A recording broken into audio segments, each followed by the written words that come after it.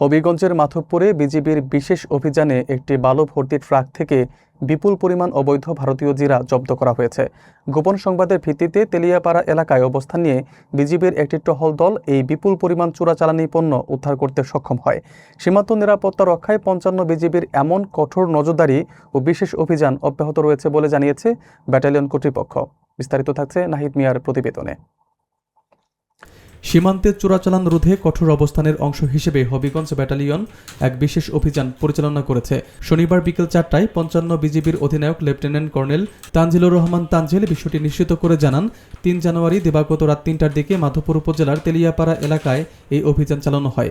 BGB জানায়, চুনারুঘাট সাতছড়ি সড়কের শাহজাহানপুর ইউনিয়নে কৌশলগত অবস্থান নেয় তাদের একটি বিশেষ টহল দল। এই সময় একটি সন্দেহভাজন বালু ভর্তি ট্রাক তল্লাশি করা হলে বালুর নিচে বিশেষ কায়দায় লুকিয়ে রাখা বিপুল পরিমাণ ভারতীয় জিরা পাওয়া যায়।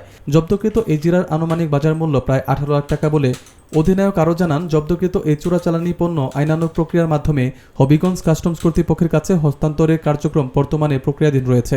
এই ঘটনার সঙ্গে জড়িত চোরাচালান চক্রকে শনাক্ত ও গ্রেপ্তারে বিজিবির গোয়েন্দা তৎপরতা অব্যাহত রয়েছে বলেও তিনি নিশ্চিত করেন।